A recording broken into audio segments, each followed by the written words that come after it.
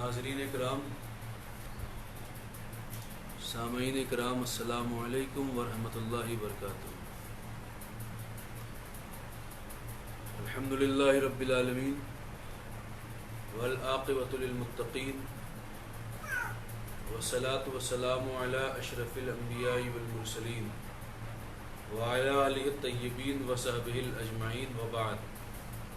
قال اللہ تبارک و تعالی فی القرآن المجید والخطاب الحمید، فاعوذ باللہ من الشیطان الرجیم، بسم اللہ الرحمن الرحیم۔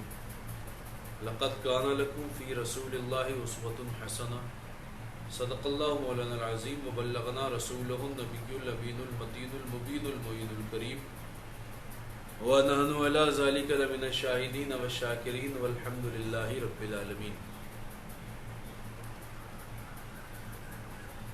سامعین گرامی، ناظرین کرام،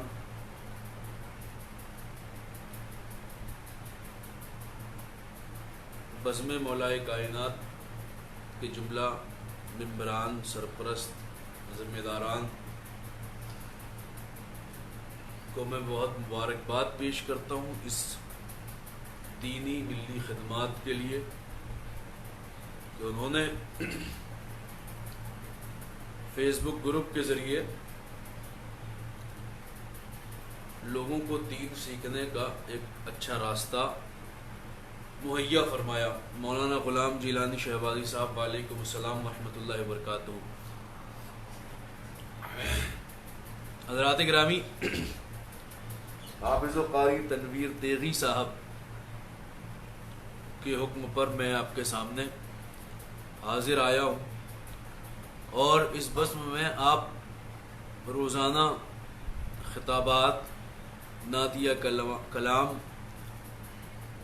سماعت فرماتے ہیں، اور اس بزم کے اراکین اور اس بزم کے جو ذمہ داران ہیں انہوں نے بہت اچھا کام یہ کیا ہے۔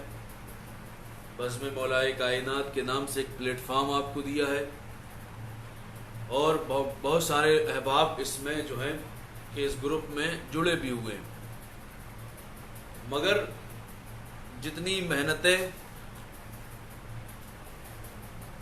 جتنی مشقتیں ہمارے حافظ تنویر تیغی صاحب اور مولانا غلام جیلانی شہبازی صاحب وغیرہ، ان کا جو پورا پینل جتنی محنتیں کر رہا ہے، مجھے لگ رہا ہے کہیں نہ کہیں وہ ان کی محنتوں کا صلہ گروپ ممبران دے نہیں پا رہے۔ تقریباً 800-900 ممبر ہیں اس گروپ میں، اگر صرف 90 ممبر ہی ایکٹیو رہیں تو یہ گروپ انشاءاللہ چند دنوں میں کہیں سے کہیں پہنچ جائے گا۔ مگر یہ کہ جو احباب ہیں ان سے گزارش ہے کہ اگر آپ کو فائدہ ہو رہا ہے تو اس فائدے کو دوسرے تک پہنچائیے، دوسرے تک اس کو لے کر جائیے۔ اور یہ باتیں جو یہاں ہوتی ہیں، ملک ہندوستان کے بڑے بڑے نامور خطبہ شعراء یہاں تشریف لے کر آتے ہیں، تو ان کی باتیں، ان کے کلام، ان کی فکر بھی لوگوں تک آپ کے ذریعے پہنچ سکے تو یہ آپ کے لیے بہتر اثاثہ ہوگا۔ حضرت علامہ مفتی سرفراز نوری صاحب قبلہ بھی تشریف لے کر آ چکے ہیں ماشاءاللہ، یہ بھی شریک ہیں اس میں، اور احباب دھیرے دھیرے شرکت کریں گے، اور شرکت کرتے رہتے ہیں احباب، اس میں دھیرے دھیرے آئیں گے۔ مگر جو احباب اس میں ہیں ان سے گزارش یہ ہے کہ وہ احباب اسے شیئر کرتے جائیں۔ شیئر اس لیے نہیں کریں کہ میں بول رہا ہوں، شیئر اس لیے کریں کہ اللہ کے رسول کی بات ہوگی، اللہ کے دین کی بات ہوگی، اللہ اور اس کے رسول صلی اللہ تعالی علیہ وسلم کے اصول و ضوابط کی بات ہوگی۔ حضرات گرامی، جملہ ممبران جو ہیں بڑی محنت کرتے ہیں، بڑی محنت کر رہے ہیں اس گروپ کے لیے، اور انشاءاللہ وہ کامیاب ہوگا گروپ۔ مگر اگر ہم سب مل کر جو احباب اس میں ایڈ ہیں، اگر اس کو ساتھ دیں تو انشاءاللہ بہت جلدی کامیابی و کامرانی سے ہمکنار ہوں گے۔ بہرحال حضرات گرامی، یہ باتیں تھیں جو میں نے کرنی۔ اب میں جس مقصد کے تحت یہاں پر حاضر ہوا ہوں. مجھے جو حکم دیا گیا ہے عنوان جب سے اعلان ہوا ہے تب سے آپ نے سماعت کر لیا, دیکھ لیا. عنوان ہے لاک ڈاؤن اور ہمارا معاشرہ. اور اس لاک ڈاؤن میں اور اس لاک ڈاؤن کے پہلے آپ 22 مارچ سے پہلے کے حالات دیکھ لیں. جناب عارف حسن صدیقی صاحب قبلہ, شکریہ حضرت. مفتی سرفراز نوری صاحب کا بہت بہت شکریہ.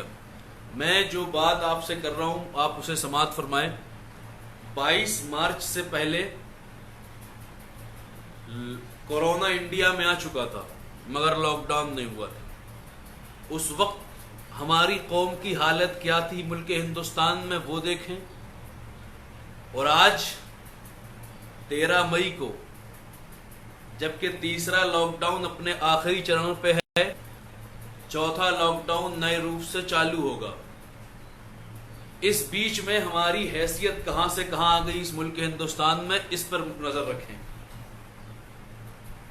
ہم سازشوں کا شکار ہوتے چلے گئے اور وہ ہم پر سازشیں کرتے چلے گئے. وجہ کیا ہے جانتے ہیں آپ؟ وجہ یہ ہے کہ ایک سوچ ہمارے دماغ میں ڈالی گئی ہماری قوم کے, ایک فکر ہماری قوم کے دماغ میں ڈالی گئی.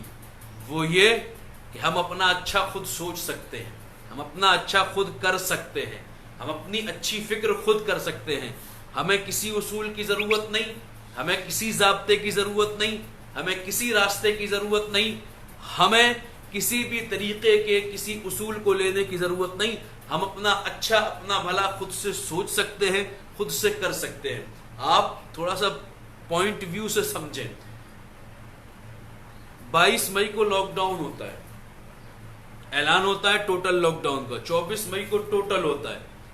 ہونا کیا چاہیے تھا کہ جب لاک ڈاؤن ہوا تھا تو جہاں ساری اقوام کے افراد اس لاک ڈاؤن کا پالن کر رہے تھے وہاں ہماری قوم کو بھی پالن کرنا چاہیے تھا اس لاک ڈاؤن کا. مگر ہوا کیا کہ ایک خوش فہمی پھیلا دی گئی. اور وہ خوش فہمی کیا تھی؟ وہ خوش فہمی یہ تھی کہ یہ جو وائرس ہے یہ مسلمانوں کو ہوگا ہی نہیں. اور یہ خوش فہمی آئی کہاں سے؟ یہ خوش فہمی آئی اسلام مخالف دشمن کے آئی ٹی سیل سے. وہاں کچھ زر خرید غلام ہیں جو شباہت و بشاشت میں ہماری طرح ہیں, مگر انہوں نے اپنے ضمیروں کا سودا کر لیا. انہوں کے ذریعے سے وہ خوشخبری ایک پورے ملک میں پھیلی کہ مسلمان کورونا وائرس سے متاثر ہوگا ہی نہیں. اور یہ خوش فہمی جو ہے اور یہ جو بات تھی یہ 22 مارچ سے پہلے ہی پورے مسلمان جو ملک ہند کے ہیں ان تک پہنچ چکی تھی. اور یہ پہنچائی کیوں گئی تھی؟ یہ پہنچائی اس لیے گئی تھی کیونکہ کرونا تو انڈیا میں 30 جنوری کو آ گیا تھا, مگر اس کے بعد صاحب کو اپنے ایک دوست کا استقبال کرنا تھا, اس کا خیر مقدم کرنا تھا, اور اس کے لیے ایک بھیڑ جمع ہونی تھی جس کا نتیجہ یہ نکلنا تھا کہ بعد میں وہ شہر جو ہے بہت زیادہ تباہی و بربادی کے دہانے میں پہنچتا اور جس کی آگ پورے ہندوستان میں لگتی. مگر وہ اپنا اس ذمہ واری کا صحرا, اس مہاماری کا صحرا اپنے خود کے سر تو باندھ نہیں سکتے. انہیں باندھنا ہے مسلمانوں کے سر پہ, انہیں باندھنا ہے ایسی قوم کے سر پہ جو پہلے ہی لوگوں کی ٹارگیٹ ہے. اس کا صحرا باندھنا ہے اس قوم کے سر پہ جو پہلے سے ہی نشانہ ہے. 370 پہ جس کو نشانہ بنایا گیا تھا, کہ بابری مسجد پہ جس کو نشانہ بنایا گیا تھا, ٹرپل طلاق پہ جس کو نشانہ بنایا گیا تھا, مگر اس کے باوجود بھی کچھ لوگ ان کے حامی اور ناصر بن کے NRC والے معاملے میں ان کے ساتھ کھڑے ہو گئے تھے. اب انہیں بھی اس سے الگ کرنے کے لیے, علیحدہ کرنے کے لیے جو ہے کہ ایک ایسا منصوبہ تیار کیا جائے کہ اب جب یہ معاملہ ہوا کہ یہ لوگ جو وائرس پھیلانے میں امداد کرتے ہیں, لوگوں کو بیمار کرنے میں امداد کرتے ہیں, تو پھر کون دے گا ان کا ساتھ؟ پھر کون کھڑا ہوگا ان کے مد مقابل؟ پھر کون ان کے کاندھے سے کاندھا ملا کر چلائے گا؟ اور حضرات گرامی وہ اپنے مقصد میں کامیاب ہو گئے. کامیاب کیوں ہو گئے؟ کیونکہ ہماری خوش فہمیاں کہ جب لاک ڈاؤن چل رہا تھا تو اس لاک ڈاؤن میں مسلمانوں نوجوانوں کی یہ بکواسیں کہ ہم پہ تو کرونا متاثر ہوگا ہی نہیں, ہم پہ تو وہ اثر کرے گا ہی نہیں, ہم کیوں کریں لاک ڈاؤن کا پالن, یہ چاروں طرف جب پھیل رہی تھی اور لوگ پریشان تھے، لوگ دیکھ رہے تھے کہ یہ کیسی قوم ہے جو خوف ہی نہیں کھاتی، یہ کیسی قوم ہے جو ڈرتی نہیں ہے، یہ کیسی قوم ہے جو گھبراتی نہیں ہے. لوگ یہ سمجھ رہے تھے کہ ہمیں جو ہے کہ کورونا نہیں ہوگا ہماری ایمان کی مضبوطی کی وجہ سے، مگر کفار و مشرکین یہ دیکھ رہے تھے، ہمارے ملک کے لوگ یہ دیکھ رہے تھے کہ یہ لوگ ڈر نہیں رہے ہیں، یہ گھبرا نہیں رہے ہیں، اور اس کی وجہ سے جو باتیں پھیلی ہوئی تھی کہ کورونا مسلمانوں کو ہوگا نہیں، پھر وہ چال کا اگلا اسٹیپ جو تھا وہ کمپلیٹ ہوا تبلیغیوں کے مرکز کی شکل میں. اور مرکز کی شکل میں جب وہ کمپلیٹ ہوا، یہ ایک پرانی سوچی سمجھی پلاننگ تھی میرے بھائی، ورنہ ان کے تو انکوائری اور ان کی باتیں تو پہلے سے معلوم تھیں، مگر یہ سوچی سمجھی پلاننگ تھی. ایک مرکز سامنے لے کے آیا گیا، اور جب مرکز سامنے لے کے آیا گیا تو اب دونوں چیزوں کو آپ آپس میں جوڑیے. ایک وہ مسلمانوں کی پھیلائی ہوئی باتیں کہ کرونا ہم پر مؤثر ہوگا ہی نہیں، ہمیں متاثر کرے گا نہیں، اور جسٹ اس کے بعد آنے والی ایک واردات کے مرکز میں اتنے ہزار لوگ ملے اور پھر وہ لوگ وہاں سے پوزیٹو پائے گئے اور پھر وہاں سے جو ہے کہ پھیلائے گئے. میڈیا کے ذریعے جو بات ملی وہ بتا رہا ہوں. ان دونوں چیزوں نے مسلمان کو میڈیا کی ہیڈ لائٹ پہ لا کے رکھ دیا. یہ قوم لوگوں کی نظروں میں آ گئی، ہم لوگوں کے نظروں میں آ گئے، اور اس کی وجہ صرف اسلام دشمن طاقتیں نہیں، ہمارے خود کے لوگ ہیں، ہم خود اس کے ذمہ دار ہیں. کیسے کیسے لوگ یہ باتیں کر رہے تھے کرونا ہم پر اثر نہیں کرے گا. جانتے ہیں ایسے لوگ یہ باتیں کر رہے تھے جنہیں استنجا کرنے کا سلیقہ نہیں ہوتا، جنہیں حاجت ہوتی ہے تو پیشاب کرنے کے لیے بیٹھنے کا وقت نہیں ہوتا، کھڑے کھڑے ہی کام چلاتے ہیں. وہ کہتے تھے کہ ہمیں کرونا اثر نہیں کرے گا. ایسے لوگ جن سے پوچھیں کہ آپ کے محلے کی مسجد کا رنگ کس طریقے کا ہے تو وہ اپنی مسجد کا رنگ نہ بتا پائیں، وہ لوگ یہ باتیں کر رہے تھے کرونا ہم پہ اثر نہیں کرے گا. وہ لوگ جنہیں اپنے امام کی صورت یاد نہ ہو وہ یہ بات کر رہے تھے کرونا ہم پہ اثر نہیں کرے گا.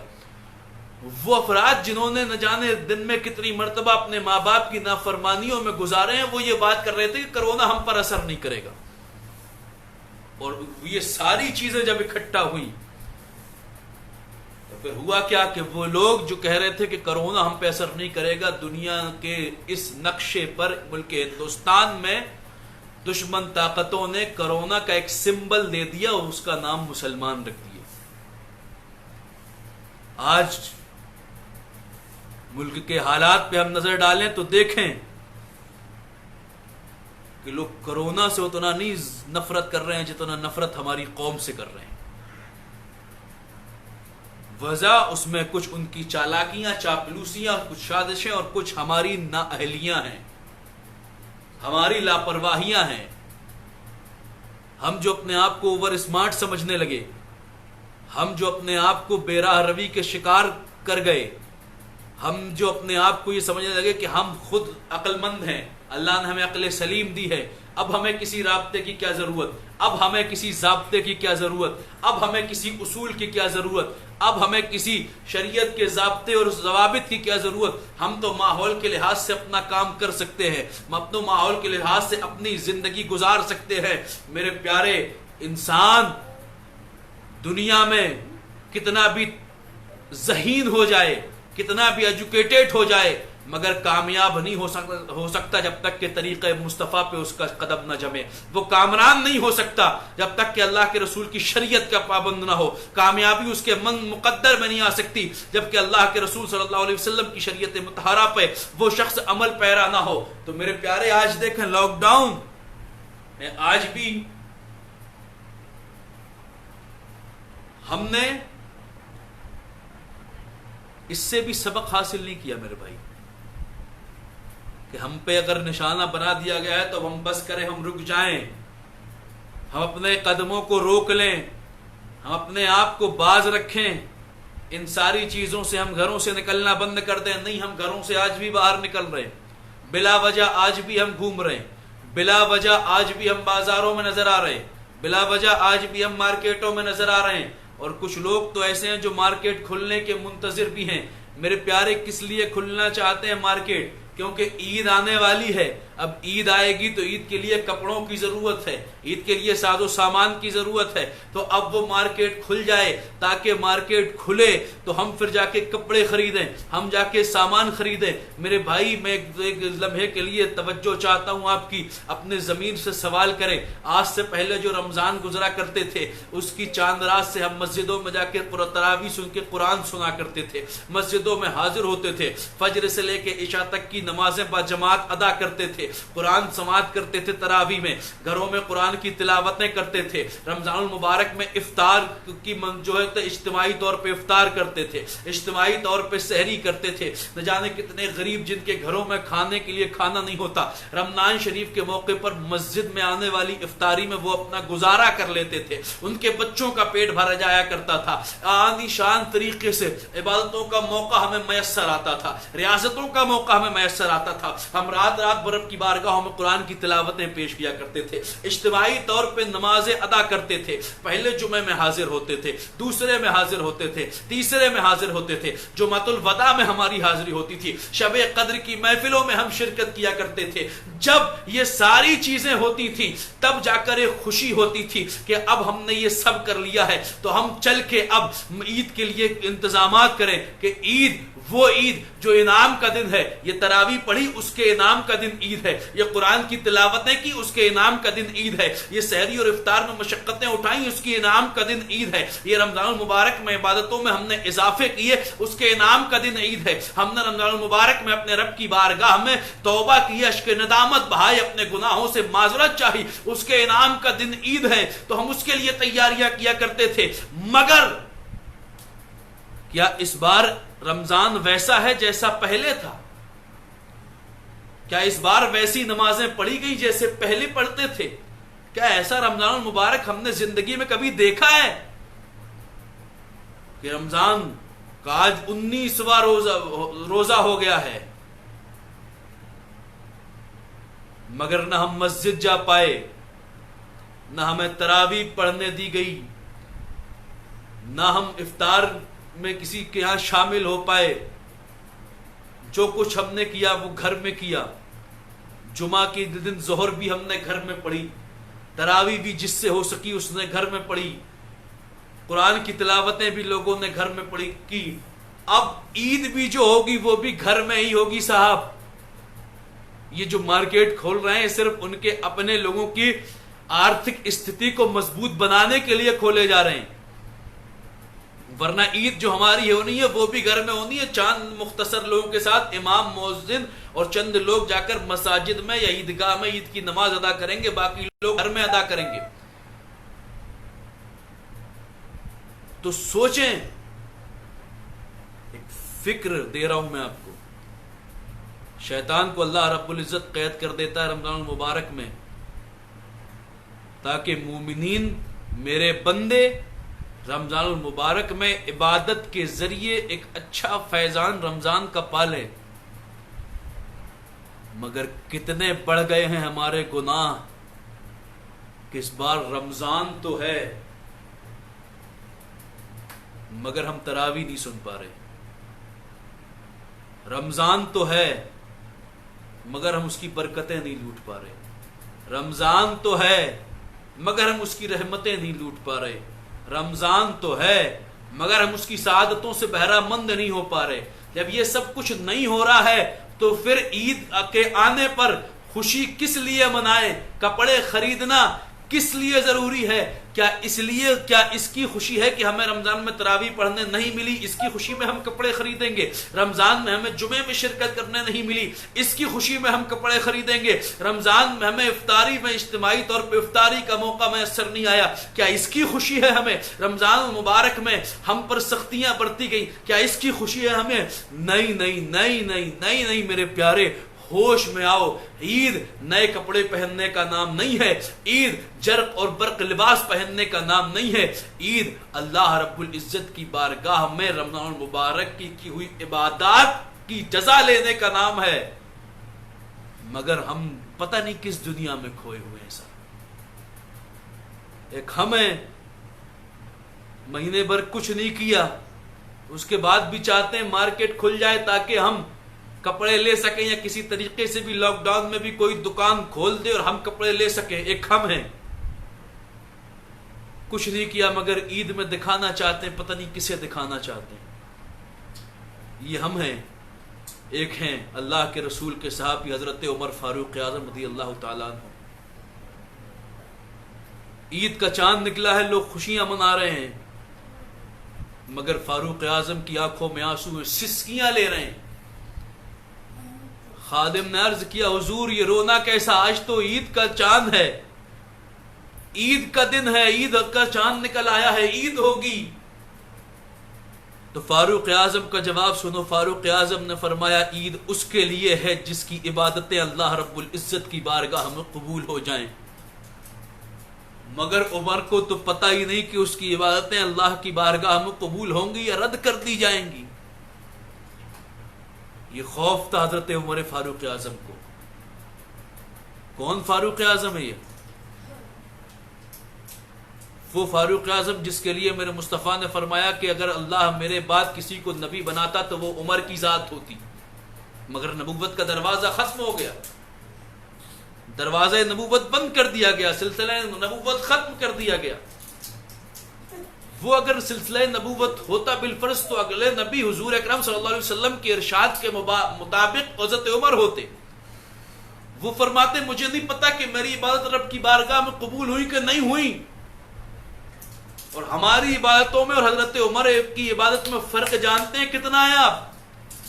ہماری پوری زندگی کی عبادتیں، سجدے، نماز، روزے، رکوع، حج، زکوٰۃ، فرائض، واجبات، نوافل، خدمات، جتنی کی جتنی عبادتیں ہیں وہ ساری کی ساری عبادتیں ترازو کے ایک پلے پہ رکھ دی جائیں اور فاروق اعظم کی زبان مبارک سے صرف ایک مرتبہ نکلنے والی رب کی تسبیح اللہ اکبر ایک پلے پہ رکھ دی جائے تو ہماری ساری زندگیوں پر فاروق اعظم کی زبان سے نکلنے والی ایک تسبیح بھاری ہوگی.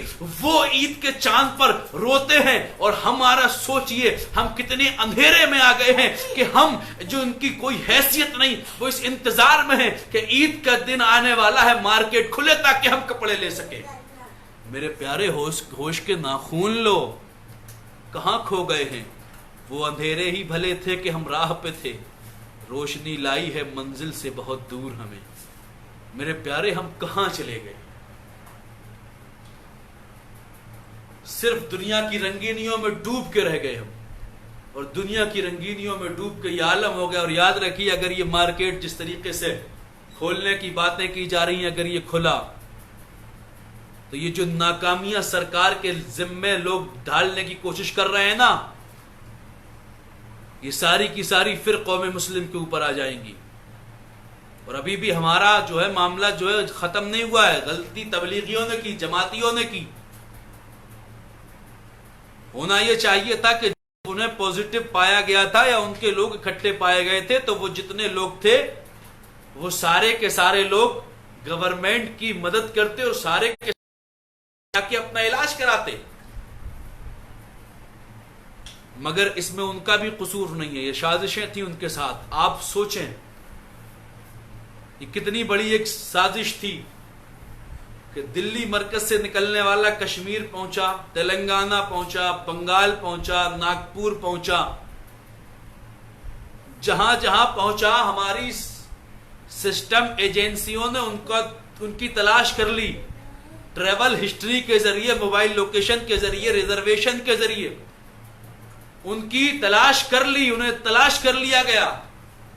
جب دلی سے باہر نکلنے والے ملک ہندوستان کے کونے کونے تک جانے والے ایک ایک مبلغ کی تلاش کر لی گئی تو پھر دلی میں رہنے کے بعد مولانا سعد کو کیوں نہیں پکڑا گیا؟ وہ تو دلی میں ہی تھا، ایجنسیوں کی نظر میں تھا، سائبر کرائم کی نظر میں تھا، مگر کیوں نہیں پکڑا گیا؟ اس کے کیوں پکڑا اس لیے نہیں گیا کیونکہ اگر وہ پکڑ جائے گا تو مدہ 2 دن میں ختم ہو جائے گا. اسے چھپا کے رکھا گیا اور پھر ایک ٹائٹل دیا گیا کہ کورونا کو پھیلایا تبلیغیوں نے اور تبلیغیوں کے کاندھے مذہب اسلام کو ٹارگیٹ کیا گیا اور مذہب اسلام کو نشانہ بنایا گیا. اور آج عالم یہ ہے کہ آپ اپنے علاقے کے، اپنے گرد و نواح کے، اطراف کے چھوٹی چھوٹی بستیوں میں دیکھیں تو وہاں کے لوگ مسلمانوں سے اس قدر نفرت کر رہے ہیں کہ جو ریڑھی والے مسلمان وہاں جایا کرتے تھے، پھیری والے مسلمان وہاں جایا کرتے تھے، سبزیوں کو لے کر تھے تو لوگ ان کا استقبال کیا کرتے تھے، ان سے اچھا سودا خریدا کرتے تھے. مگر اب حالت یہ ہے کہ وہاں جاتے ہیں تو مسلمانوں کو مارا جا رہا ہے، مسلمان مارے جا رہے ہیں، مسلمان پریشان کیے جا رہے ہیں، مسلمان وہاں جانے کے بعد ان کے ساتھ زد و کوب کی جا رہی ہے. وجہ کیا؟ وجہ یہی ہے صاحب کہ جو لوگ ہمیں بدنام کرنا چاہتے تھے ہمیں بدنام کر دیا. آج چاروں طرف مسلمانوں سے نفرت کرنے والے لوگ پائے جا رہے ہیں. مگر کیا یہ نفرت کر کے ہمیں ختم کر لیں گے؟ کیا یہ نفرت پھیلا کے ہمارا خاتمہ کر دیں گے؟ کیا یہ سوشل بائیکاٹ کر کے ہمارا خاتمہ کر دیں گے؟ نہیں، یہ خاتمہ ہمارا کر نہیں سکتے اگر ہمارا بھروسہ ہمارے رب کی ذات پہ ہے تو.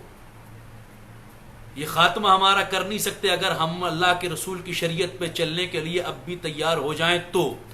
یہ خاتمہ ہمارا کر نہیں سکتے اگر ہم اپنے آپ کو ابھی بھی سچا اور پکا حسینی بنانے کے لیے تیار ہو جائیں تو. یہ خاتمہ ہمارا کر نہیں سکتے اگر ابھی بھی ہم مولائے کائنات علی مرتضی فاتح خیبر کے نقش قدم کو اپنانے کی کوشش کر لیں تو. یہ خاتمہ ہمارا کر نہیں سکتے اگر ابھی بھی ہماری دعاؤں میں سیدہ کائنات مخدومہ کائنات ام الحسنین کا وسیلہ آ جائے تو. اور اگر جیسے ہم پڑے ہوئے ہیں، جس روش میں ہم پڑے ہوئے ہیں، جس روش میں ہم کھوئے ہوئے ہیں، جس طریقے کی زندگی ہم گزار رہے ہیں، اگر اسی طریقے سے زندگی کی راہ و رسم، زندگی کی روش ہماری رہی تو یہ دن وہ آنے والا ہے صاحب کہ لوگ کہیں گے کہ ہندوستان میں کبھی مسلمان نام کی کوئی قوم رہا کرتی تھی. کچھ لوگ تھے جو اسلام کے ماننے والے تھے، کچھ لوگ تھے جو اسلام پہ چلنے والے تھے، مگر تھے اب نہیں. ایسا دن آئے گا اگر ہم اسی طریقے سے روش کریں. ہماری روداد اگر ہم نے ایسے ہی لوگوں کو دکھائی اور روداد ہماری ایسی رہی کہ ہم بدلیں گے نہیں، ہم جیسے ہی ویسے ہی پڑے رہیں گے. ہمیں کیا ہوتا ہے مسلمان مارے جا رہے ہیں تو مارے جائیں، ہم تو اپنے گھر میں سیم ہیں. ہمیں کیا ہوتا ہے سبزی لے کر مسلمان جا رہا ہے، اسے بھگایا جا رہا ہے، اس کے بچے بھوکے رو رہے ہیں تو کیا کریں، ہم تو اپنے میں مست ہیں. یار عام مسلمان کی بات تو چھوڑیے صاحب. مجھے بڑا افسوس اس دن ہوا تھا جس دن الہ آباد سے خبر آئی تھی کہ وہاں کے مؤذن صاحب کا انتقال مسجد میں اندر ہو گیا. کسی کو خبر نہیں ہوئی، جب ان کی لاش سے بدبو آنے لگی تب خبر ہوئی. کیا حال ہے ہماری قوم کا، کہاں کھو گئے ہم، کتنے برباد ہو گئے ہم، کتنے تباہ ہو گئے ہم، کس قدر ذلت و رسوائی کے گڑھے میں جا کر گر چکے ہیں ہم اپنی آپ سے باہر ہی نہیں نکل پا رہے صاحب. ہم اپنے آپ سے باہر ہی نکل پا رہے. ہماری زندگی صرف ہم تک محدود ہو کر رہ گئی. ہم ہیں ٹھیک ہے، ہمارے بچے ٹھیک ہے، ہمارے گھر والے ٹھیک ہیں، تو کب تک آپ اپنے گھر والوں کو اور اپنے آپ کو بچا کے رکھو گے؟ جو آگ لگی ہے اگر آج آپ نے اس کو سرد کرنے میں اپنی قوم کی حمایت نہیں کی تو وہ آگ آپ کے گھر کو پہچانتی نہیں ہے. آگ کی آپ کے گھر سے کوئی رشتہ داری نہیں ہے. وہ آگ آپ کے بچوں سے پیار کرنا نہیں جانتی. وہ آگ آپ کے پریوار والوں سے محبت کرنا نہیں جانتی. جو آگ آج دوسرے مسلم نوجوانوں کو جلا رہی ہے، کل وہی آگ آپ کے گھر کے افراد کو جلا دے گی اور صرف راکھ آپ کے ہاتھوں میں آئے گی اور آپ اس راکھ کو دیکھ کر روئیں گے، کاش کاش کاش کرتے رہ جائیں گے، کچھ نہیں ہوگا.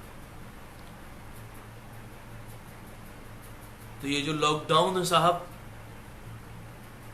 یہ جہاں پہ ملک میں بیماروں کو ٹھیک کرنے کا ایک طریقہ ہے، وہیں پر ہماری قوم کو دنیا کی نظروں میں گرانے کا ایک بہت بڑا ذریعہ بنا ہے. اور اس میں ذمہ دار اور حصے داری ہم نے بھی اپنائی ہے. یہ حصے داری ہماری بھی ہم نے اس میں شامل کی ہے. اس لیے میرے بھائی اس لاک ڈاؤن میں اب صرف ہمارا کردار ہے، وہ کردار جو نبی کریم علیہ الصلوۃ والتسلیم نے ہمیں عطا فرمایا تھا. یہ کردار ہے جو ہمیں اس مصیبت سے نکال سکتا ہے. اللہ کے پیارے رسول صلی اللہ علیہ وسلم کی شریعت مطہرہ ہی ہے جو ہمیں اس سے محفوظ رکھ سکتی ہے اور ہمیں بچا سکتی ہے اور ہمیں اس سے جو ہے کہ نجات دلا سکتی ہے. وہ سیرت مصطفیٰ صلی اللہ تعالی علیہ وسلم ہے اور ضرورت ہے اب اس سیرت کو اپنانے کی. ضرورت ہے اس نقش قدم کو اپنانے کی. ضرورت ہے وہ دور یاد کیا جائے جس دور میں شیبہ ابو طالب میں پورا بنو ہاشم قید تھا.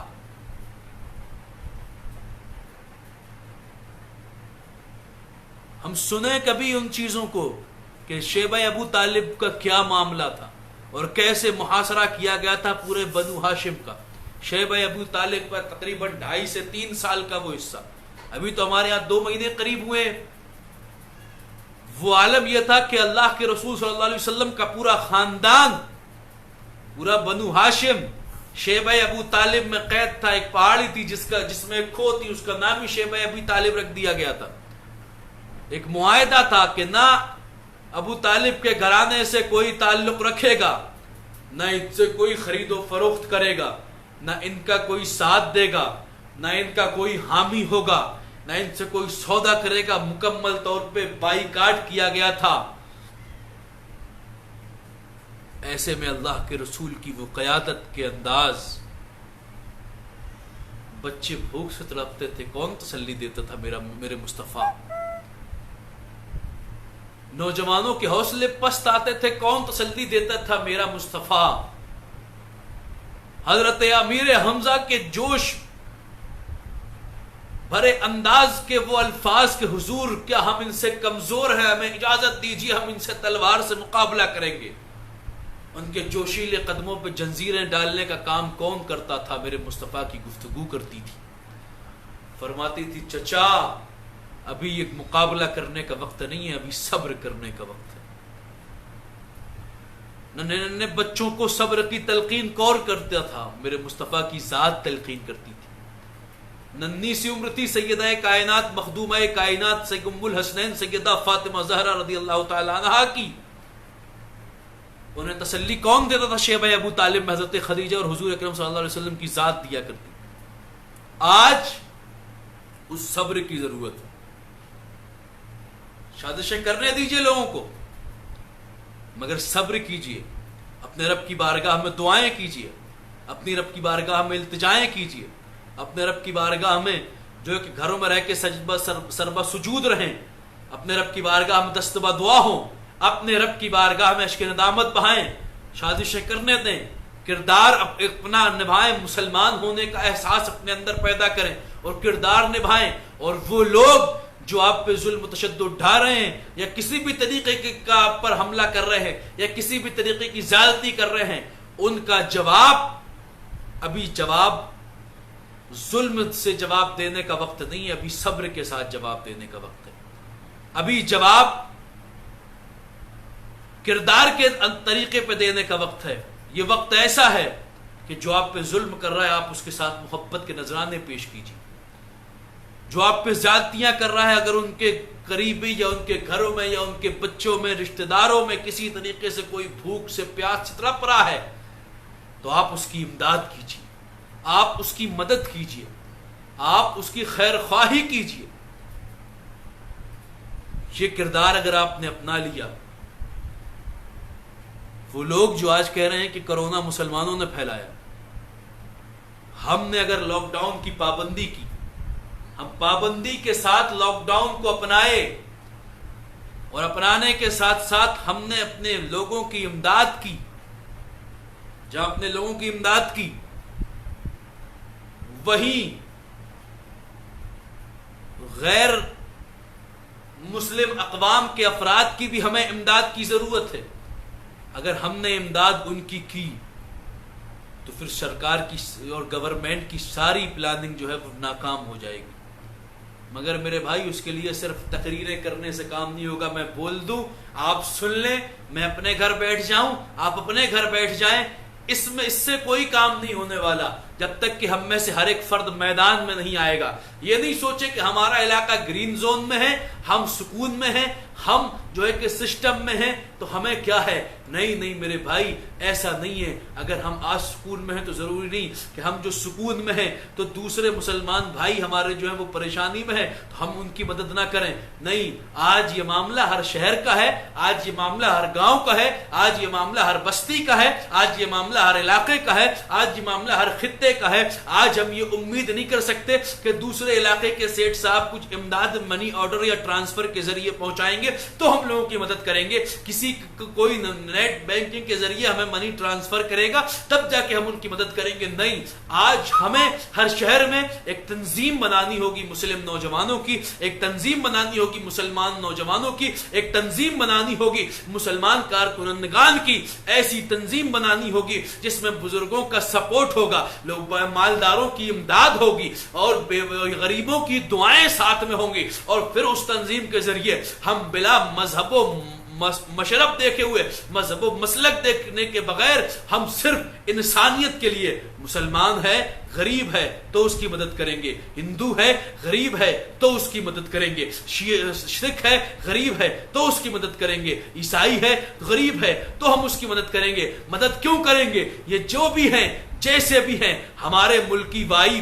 ہیں، ہمارے وطنی بھائی ہیں، ان سے ہم وطنی ہیں، یہ ہمارے ہم وطن ہیں، ہمیں ان سے وطنی محبت ہے. اور ہمارا وطنی ہمارا پڑوسی ہے، اور ہمارا پڑوسی ہے تو ہمارے نبی کے حکم کے مطابق اس کا خیال رکھنا یہ ہماری ذمہ داری ہے. اس کی بھوک کا خیال رکھنا یہ ہماری ذمہ داری ہے. اس کے بچوں کی بھوک مٹانا یہ ہماری ذمہ داری ہے. تو اگر ہم بغیر مذہب کی تفریق کیے اپنے ہم وطنوں کی مدد کریں گے تو ہم شریعت کی مخالفت نہیں کریں گے. یہ بھی کام ہمارا مصطفیٰ جان رحمت صلی اللہ علیہ وسلم کی شریعت کے مطابق، ان کے حکم کے مطابق ہوگا. اور جب اللہ کے رسول کی شریعت کے مطابق ہم یہ انقلاب، تو پھر دیکھنا ایک فضا اٹھے گی، ایک ہوا اٹھے گی، ایک گھٹا اٹھے گی گنبد خضرا سے. اور وہ گھٹا جب ملک ہندوستان میں مسلمانوں کے کردار کے اس حسن سلوک کے ذریعے، اس حسن اخلاق کے ذریعے، اس امداد کے ذریعے پھیلے گی تو وہی لوگ جو آج یہ کہہ رہے ہیں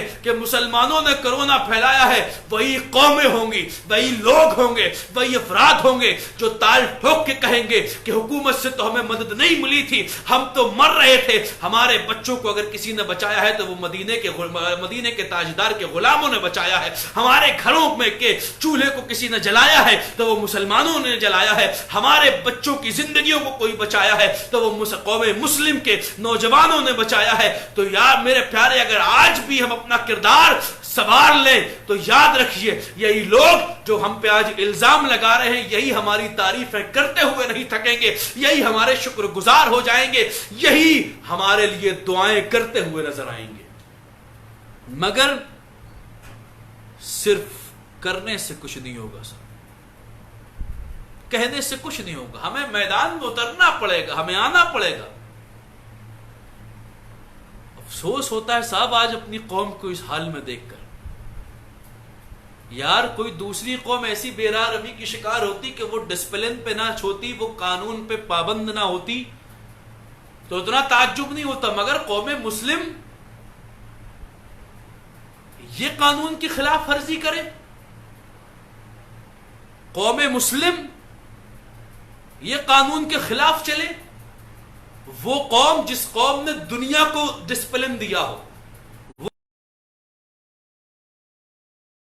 وہ قوم جس کے نبی نے دنیا میں امن و شانتی کا ایک نظام پیدا کیا ہو، وہ قوم جس قوم کے نبی نے، جس قوم کے پیغمبر نے ملک عرب جیسے بدوؤں کے لوگوں کے لیے رہنما بنا دیا ہو، وہ قوم مسلم جس کے پیغمبر کی آمد نے ایک خوشگوار فضا پیدا کی ہو، وہ قوم مسلم جس کا عالم یہ تھا کہ اگر یہ قوم صحراؤں میں پہنچ گئی ہے تو اسے آبادیوں میں تبدیل کر دیا ہے. یہ قوم وہ قوم ہے جس قوم نے جس جگہ ساتھ لے کر گئی ہے، تمدن اپنے ساتھ لے کر گئی ہے، اخلاق اپنے ساتھ لے کر گئی ہے، کردار اپنے ساتھ لے کر گئی ہے. اس کے لیے ایک آئیڈیل اس قوم کا کوئی اور نہیں، اس قوم کا آئیڈیل پیغمبر اسلام صلی اللہ تعالی علیہ وسلم کا وہ کردار تھا جس کردار نے اسلام کو مکے اور مدینے کی سرحدوں سے نکال کے دنیا کے کونے کونے تک پہنچایا تھا۔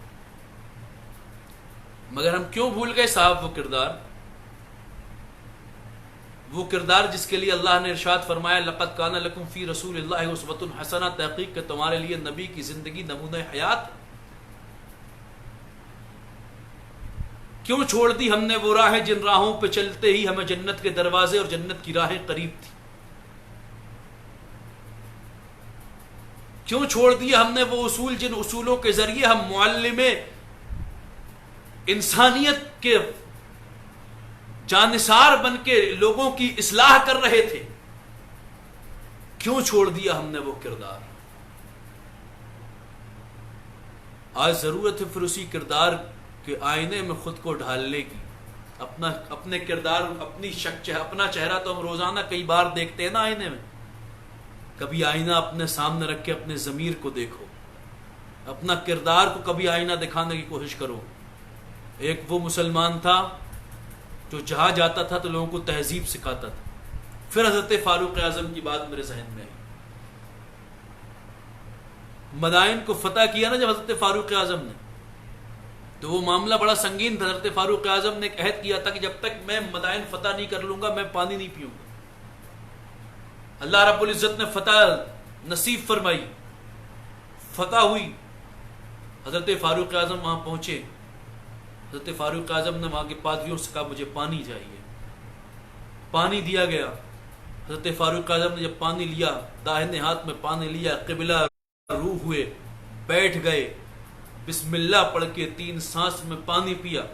جو شریعت مطہرہ کا طریقہ، اللہ کے رسول کی تعلیم و تربیت ہے، اس طریقے سے جب حضرت فاروق اعظم نے یہ کیا تو لوگوں نے، پادریوں نے اڑایا مذاق، پادریوں نے مذاق اڑایا یہ کہ یہ ہم پہ آیا ہے حکومت کرنے کے لیے جسے ہمارا طریقہ نہیں معلوم، انہیں تو پتہ ہی نہیں کہ ہم پانی کیسے پیتے ہیں، انہیں اندازہ ہی نہیں کہ ہم پانی کس طریقے سے پیتے ہیں، ہمارا راہ و رسم کیا ہے، ہماری زندگی جینے کے طور طریقے کیا ہے، ہماری زندگی جینے کے راہ و رسم کیا ہے، ہماری زندگی جینے کے رسومات کیا ہیں، انہیں پتہ ہی نہیں۔ جب ہم انہیں پتہ ہی نہیں ہے کہ ہماری رسومات کیا ہیں تو پھر یہ ہم پہ حکومت کیسے کر لیں گے؟ حضرت فاروق اعظم نے جب یہ تنزیہ جملے سنے تھے، فاروق اعظم پانی پی کر کھڑے ہوئے اور ارشاد فرماتے ہیں اے لوگو، اے نادانو، اے ناہنجارو، کیا تم یہ سمجھتے ہو کہ میں تمہارے بیچ میں تمہاری تہذیب لینے کے لیے آیا ہوں، تمہارے بیچ میں تم سے تمدن سیکھنے کے لیے آیا ہوں، تمہارے بیچ میں تم سے زندگی جینے کے راہ و رسم سیکھنے کے لیے آیا ہوں؟ نہیں نہیں نہیں نہیں نہیں نہیں، قسم خدا کی میں تمہارے بیچ میں تم سے تمہاری تہذیب لینے کے لیے نہیں آیا، میں تم سب کو مصطفیٰ کی تہذیب عطا کرنے کے لیے آیا ہوں، میں تم سب کو مصطفیٰ کا تمدن عطا کرنے کے لیے آیا ہوں، میں تم سب کو مصطفیٰ کا اخلاق اور کردار عطا کرنے کے لیے آیا ہوں۔ جب مومن اس طریقے سے زندگی جیا کرتا تھا کہ جہاں جاتا تھا اپنے ساتھ کردار مصطفیٰ کی جھلکیاں لے کر جاتا تھا، ادائے مصطفیٰ لے کر جاتا تھا، تہذیب مصطفیٰ لے کر جاتا تھا، اللہ کے رسول کا عطا کرتا تمدن لے کر جاتا تھا، تو جہاں جاتا تھا اپنے کردار سے لوگوں کو گرویدہ بنا لیتا تھا، جہاں جاتا تھا اپنے کردار سے لوگوں کو اپنا دیوانہ بنا لیتا تھا، جہاں جاتا تھا اپنے کردار سے لوگوں کو اپنا جانثار اور اپنا چاہنے والا بنا لیتا تھا۔ مگر آج ہوا کیا؟ آج دنیا کی عیش پرستیوں نے ہمیں برباد کر دیا صاحب۔ اس فیشن کے زمانے میں، اس عیش پرستیوں کے زمانے میں جہاں آشائشیں آرائشیں چاروں طرف ہو گئیں، تو ہماری خود مختاری کا عالم یہ ہو گیا کہ اب ہم اپنے آپ سے زیادہ ذہین کسی کو ماننے کو تیار ہی نہیں ہیں، ہم اپنے آپ قابل کسی کو ماننے کے لیے تیار ہی نہیں ہیں۔ ہم وہی کریں گے صاحب جو ہمیں اچھا لگے گا، ہمیں پرواہ نہیں کہ ہم شریعت کے اصول کیا کریں، شریعت کے اصول کے مطابق ہم چلیں، ہمیں پرواہ نہیں۔ اگر آج بھی ہم نے نہیں سیکھا نا صاحب، آج بھی ہم نے اپنے ہوش کے ناخون نہیں لیے، تو یاد رکھیے گا ملک ہندوستان میں صرف نام رہ جائے گا کسی زمانے میں، جیسے آج نام ہے نا کہ ہم نے 900 سال حکومت کی تھی۔ بڑے فخر سے مسلمان کہتا ہم نے 900 سال حکومت کی تھی، تو کیا کیا اس 900 سالہ حکومت میں؟ تاج محل بنوایا؟ کیا کیا اس 900 سالہ حکومت میں؟ قطب مینار بنوایا؟ کیا کیا اس 900 سالہ حکومت میں؟ لال قلعہ بنواتے رہے؟ کیا کیا اس 900 سالہ حکومت میں؟ سرائیں بنواتے رہے؟ کیا کیا اس 900 سالہ حکومت میں؟ تم نے بھول بھلیا بنواتے رہے. 900 سالہ حکومت میں کیا کیا؟ اگر اسی 900 سالہ حکومت کرنے والے مسلمانوں نے اس وقت میں مسلمانوں کے نام سے کوئی یونیورسٹیاں بنوائی ہوتی، لائبریریاں بنوائی ہوتی، مسلمانوں کے لیے میڈیکل کالج بنوائے ہوتے، مسلمانوں کے لیے انجینئرنگ کے، سائنس کے، آرٹ کے کالج بنوائے ہوتے، اس زمانے میں یہ محبت کی نشانیوں تاج محل کو چھوڑ کر تعلیم کی نشانیاں بنائی ہوتی، وہ مصطفیٰ کی تعلیم اپناتے جس مصطفیٰ نے اصحاب صفہ کو تعلیم، سب سے پہلا مدرسہ صفہ کے چبوترے کو بنایا تھا. مصطفیٰ کے غلام اگر ملک ہندوستان کے حکمرانی پہ قابض ہوئے تھے تو اسی مشن کو آگے بڑھاتے ہوئے یونیورسٹیوں کا قیام ہوتا، کالجز بنائے ہوتے، اسکولز بنائے ہوتے، ہماری سوسائٹی ہوتی، ہمارے یونیورسٹی ہوتی، ہمارے اسکول ہوتے، ہمارے میڈیکل کالج ہوتے، ہماری لائبریری ہوتی، ہماری ہاسپٹل ہوتی، تو آج اتنی بدحالی ہماری نہ ہوتی. آج ہماری قوم پنچر بنانے پہ مجبور نہ ہوتی صاحب. آج ہماری قوم دیہاڑی مزدوری کرنے پہ مجبور نہ ہوتی صاحب. آج ہماری قوم لوگوں کے گھروں کے کام کرنے کو مجبور نہ ہوتی صاحب. مگر آج کہتے ہیں 900 سال حکومت کی، ہم نے بہت بڑا تیر مار لیا. 900 سال حکومت کرنے کے بعد ہم نے کیا کیا اس حکومت میں؟ اور آج بھی کیا کر رہے ہیں ہم اپنے آپ کو برباد کرنے کے سوائے؟ صرف برباد کر رہے ہیں اپنے آپ کو آج بھی. اور اسی طریقے سے رہے تو ایک دن یاد آئے گا، لوگ تذکرہ کریں گے کہ مسلم قوم تھی کبھی. غرناطہ کے بعد جب غرناطہ کو تباہ و برباد کر دیا گیا اور اسلام ختم کر دیا گیا، اس کے بعد کئی سالوں کے بعد ایک مسلم قافلہ وہاں تجارتی قافلہ پہنچا. اور تجارتی قافلہ جب پہنچا تو انہوں نے اپنی رہائش گاہ میں نمازیں ادا کی، کلمہ کی تلاوت کی، کلمہ پڑھا. تو وہاں کے جو لوگ تھے کہتے تھے کہ ہم نے بھی یہ جملے سنے ہیں، شاید یہ جملے ہمارے دادا کہا کرتے تھے، شاید یہ نمازیں ہمارے دادا پڑھا کرتے تھے، شاید یہ ایسا ہوا کرتے تھے. وہ بچے قوم مسلم کے تھے مگر ان کے پاس اسلام نہیں بچا تھا. تھے وہ مومنین کی اولاد مگر وہ خود مومن نہیں بچے تھے.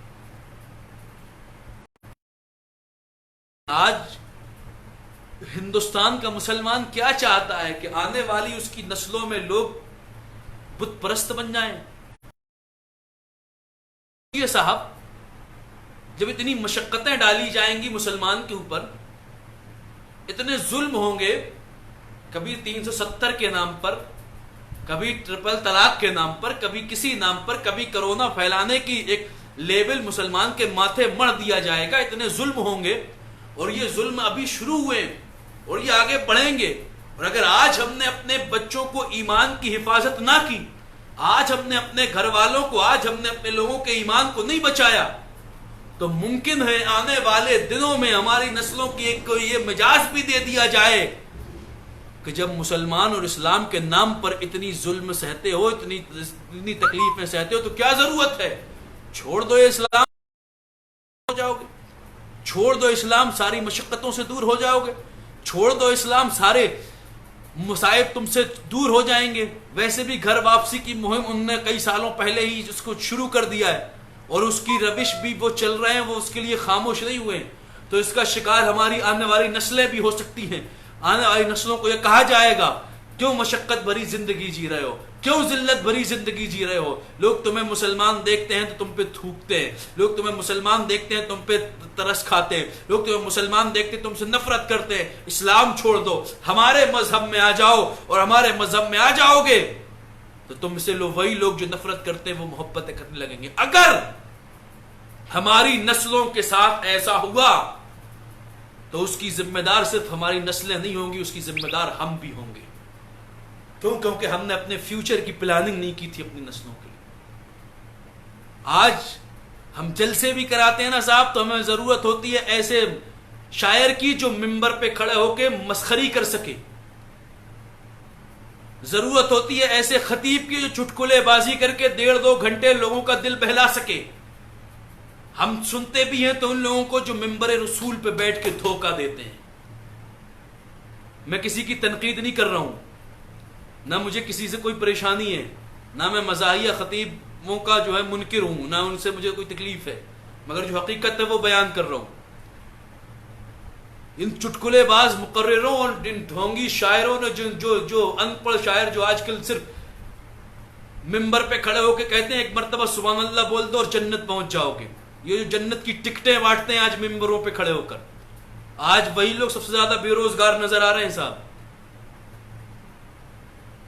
وہ لوگ جو وہ ویسے خطبہ اور شورا جنہوں نے ممبروں سے جنت کی ٹکٹیں بانٹی ہیں، انہوں نے کہا بس بولو سبحان اللہ تم تو جنتی ہو گئے۔ یار تم محفل میں بیٹھے ہو، تم سے بڑا جنتی کون ہے؟ تم یہاں پہ آ گئے، تم سے بڑا جنتی کون ہے؟ یہ محفلوں میں جنت کی ٹکٹیں پتہ نہیں انہیں کہاں سے ملی۔ ہمارے اسلاف نے جنت کی ٹکٹیں نہیں بانٹی، ہمارے اسلاف نے تو اپنی قوم کو جہنم سے ڈرایا تھا۔ پتہ نہیں یہ کیسے لوگ ہیں جو جنت کی ٹکٹیں بانٹتے پھرتے ہیں۔ ہمارے اسلاف نے تو جہنم سے ڈرایا تھا لوگوں کو، اور فرمایا تھا کہ جہنم کی آگ سے بچو خود بھی اور اپنے بچوں کو بھی بچاؤ۔ اللہ کے پیارے رسول کے غلاموں نے تو یہ تعلیم و تربیت دی ہی نہیں تھی کہ جنت کی ٹکٹیں بانٹو اور خوش فہمی میں مبتلا رہو۔ حضرت امام فخر الدین رازی علیہ رحمۃ و رضوان فرماتے ہیں جس علاقے میں صرف بشارتیں دینے والا مولوی ہو نا، وہاں شیطان کے آنے کی ضرورت نہیں ہے، کیونکہ وہ کام خود ہی وہ کر رہا ہے، صرف بشارتیں دے رہا ہو، صرف یہی بتا رہا ہو کہ تم یہ کام کر لو جنت پہنچ جاؤ گے، ایک مرتبہ نعرے لگا لو تم جنت پہنچ جاؤ گے، سبحان اللہ بول دو جنت میں تمہارے لیے محل بن جائے گا، سبحان اللہ بول دو تمہارے لیے جنت میں اتنا ہو جائے گا، وہ ہو جائے گا۔ یار اگر نبی بشیر ہیں ہمارے تو ہمارے نبی نذیر بھی تو ہیں۔ جہاں قوم کو یہ بتاتے ہو کہ جہاں بس یہ ہو جائے گا، کہیں وہیں قوم کو یہ بھی تو بتاؤ کبھی کہ جہنم کتنی سخت ہے، کبھی یہ بھی تو بتایا جائے کہ جنت میں جہاں جنت کوئی حلوہ نہیں ہے جو اٹھایا اور کھا لیا۔ جنت جانے کے لیے نفس کو کچلنا پڑتا ہے، جنت جانے کے لیے گناہوں سے بچنا پڑتا ہے، جنت جانے کے لیے اللہ کے رسول کے طریقے کو اختیار کرنا پڑتا ہے، جنت جانے کے لیے اللہ کے رسول صلی اللہ علیہ وسلم کے نقش قدم کو اپنانا پڑتا ہے، جنت جانے کے لیے سر اپنے رب کی بارگاہ میں، دل مصطفیٰ کی بارگاہ میں جھکانا پڑتا ہے، تب جنت جانا، تب جنت کی راہیں ہموار ہوتی ہیں۔ ایسا نہیں ہوتا صرف سبحان اللہ بول دو، مسجد میں بیٹھے رہو سبحان اللہ بول دو، نعرے لگا دو جنت مل جائے گی۔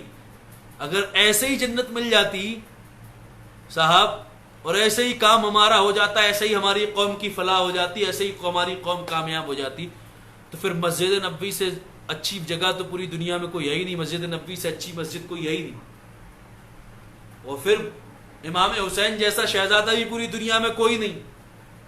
نہ مسجد نبوی کے ممبر کا جواب، نہ اس ممبر پہ بیٹھنے والے امام حسین کا جواب۔ کیا ضرورت تھی امام حسین کو مدینہ چھوڑنے کی؟ وہی مسجد میں ہی بیٹھتے، مسجد نبوی میں خطبہ دیتے، نمازیں پڑھاتے، شام جل رہا ہے جلے، کوفہ برباد ہو رہا ہے برباد ہو، بصرہ کے لوگ پریشان ہیں، بصرہ کے لوگ پریشان ہوتے رہیں۔ یزید نے تو خط لکھ دیا تھا نا کہ آپ جو چاہیں گے وہ دے دیے کہ بس مجھے چھیڑے مت، رہتے آرام سے۔ یہ اس طریقے کے جو لوگ باتیں کرتے ہیں وہ غور سے سنیں، خوش فہمیاں پھیلانے والوں، قوم کو برباد کرنے میں بہت بڑا اہم کردار آپ کا ہے۔ رہتے امام حسین وہیں مدینے میں یزید کی باتیں مان لیتے، مگر نہیں، امام حسین نے مسجد نبوی کا ممبر چھوڑا، مدینہ چھوڑنے کے لیے آئے، اپنے نانا کی بارگاہ میں آئے اور عرض کرتے نانا جان حسین اب رکے گا نہیں، حسین جا رہا ہے، کیونکہ حسین کو شام بچانا ہے، حسین کو عراق بچانا ہے، حسین کو کوفہ بچانا ہے، حسین کو کربلا بچانا ہے، حسین کو دین بچانا ہے۔ حسین جا رہا ہے اپنے لیے نہیں، حسین آپ کے لیے جا رہا ہے، آپ کے لیے جا رہا ہے حسین۔ سلام لے لیجئے اپنے نواسے کا، آخری سلام قبول کر لیجئے اپنے شہزادے کا، اب حسین جا رہا ہے نانا جان۔ اور جب حسین نکلے ہیں تو پھر میدان کربلا میں 18 سال کے علی اکبر سے لے کر 6 ماہ کے علی اصغر تک کے بیٹے کی قربانی دینے میں ذرہ برابر کی بھی جو ہے کہ فکر نہیں کی، دے دی قربانی۔ اب سوچیں صاحب کن لوگوں کے لیے یہ تھی قربانیاں؟ آج جب حضرت علی اکبر ایسے لوگوں کو دیکھتے ہوں گے، ایسے لوگوں کو ملاحظہ کرتے ہوں گے جو اپنے آپ کو حسینی بھی کہتے ہیں، اپنے آپ کو حضرت مولا علی اکبر کا غلام بھی کہتے ہیں، وہ پھر گناہوں میں ڈوبے ہوئے رات بھر ان کی موبائلوں میں گزر رہی ہیں، کیا گزرتی ہوگی ان کی روح پر؟ حضرت علی اصغر پہ کیا کتنی تکلیف پہنچتی ہوگی اپنی قوم کی حالت کو دیکھ کر۔ وہ قوم جس کے لیے 6 ماہ کی عمر میں حضرت علی اصغر نے اپنے حلق میں تیر کھایا تھا، وہ قوم جس کے لیے حضرت عباس کے بازو کاٹے گئے، وہ قوم جس کے لیے حضرت علی اکبر کی جوانی لٹ گئی، وہ قوم جس کی فلاح کے لیے قاسم کی قربان ہوئی، وہ قوم جس کی فلاح و بہبود کے لیے حضرت زینب نے اپنے ہیرے جواہرات سے بھی زیادہ قیمتیں بیٹے اور شہزادے اونو محمد کو قربان کر دیا، وہ قوم جس کے لیے حضرت سکینہ کی بالیاں چھینی گئی، وہ قوم جس کے لیے بیت اطہار کے افراد کو تڑپنا پڑا، وہ قوم جس نے اتنی مشقتیں اٹھائیں، اہل بیت کو کیا ضرورت تھی یار؟ وہ تو کائنات کے وہ لوگ تھے کہ بڑے بڑے روسا، بڑے بڑے سورما، بڑے بڑے مالدار آ کے آپ کے قدموں کا بوسہ دیا کرتے، بیٹھ کے دست بوسی کراتے نا وہ مدینے میں، کیا ضرورت تھی انہیں خانقاہ سے نکلنے؟ مگر درس حیات امام حسین کی بارگاہ سے یہی ملتا ہے کہ ہر وقت خانقاہ اور مدرسوں میں بیٹھ کر دین کا کام نہیں ہوتا، جب حالات امن کے ہوں تب خانقاہوں کے ذریعے اور مدارس میں بیٹھ کر دین کا کام کیا جاتا ہے، مگر جب حالات ایسے ہوں کہ اب قوم کو صفحہ ہستی سے مٹانے کے لیے دشمن سازش کر رہا ہو، تب دین کو بچانے کے لیے خانقاہوں میں نہیں بیٹھا جاتا، بلکہ خانقاہوں سے نکل کے میدان میں اترا جاتا ہے، قلم کو چھوڑ تلواریں ہاتھ میں اٹھائی جاتی ہیں اور دین کا کام کیا جاتا ہے۔ میرے پیارے بھائیوں، اگر آج بھی احساس ہمارے اندر موجود ہے نا، مولائے کائنات کے غلام بننے والے مولائیوں، امام حسین کو اپنا آقا ماننے والے، امام حسن مجتبیٰ کی سیرت طیبہ پہ عمل کرنے کو اگر تیار ہوئے حسنیوں، تو پھر میں آج دعوت دیتا ہوں، آئیے نکلیے میدان میں اور حق ادا کیجیے، اپنے مولائی ہونے کا حق ادا کیجیے، اپنے حسنی ہونے کا حق ادا کیجیے، اپنے حسینی ہونے کا حق ادا کیجیے، حضرت علی اصغر کی محبت کا حق ادا کیجیے، حضرت شہربانو کی محبت کا حق ادا کیجیے، حضرت امام زین العابدین کی محبت کا حق ادا کی محبت کا، جس سے بھی آپ محبت کرتے ہیں ان سب کی محبتوں کا جو اثاثہ ہے وہ جا کے حسنین کریمین کی بارگاہ کے قدموں میں جا کے رک جاتا ہے، پھر وہاں سے آگے بڑھتا ہے۔ حسینی اپنے آپ کو کہنے والوں کیا کریں گے صاحب؟ مگر ہم نے اپنے آپ کو اتنا لڑا کے رکھا ہے، اتنا بانٹ کے رکھا ہے نا صاحب، میں رضوی ہوں، آپ اشرفی ہیں، غلام سرور صاحب وارسی ہیں، سلطان صاحب چشتی ہیں، تنویر صاحب تیغی ہیں، یار یہ کیا ہے؟ یہ سلسلے اس لیے تھے کہ لوگ آپس میں متحد ہوں، مگر ہم نے تو سلسلوں کو آج فرقہ بنا لیا۔ مسلک کے نام پہ اتنی لڑائی نہیں ہے جتنی مشرب کے نام پہ ہم لڑ رہے ہیں۔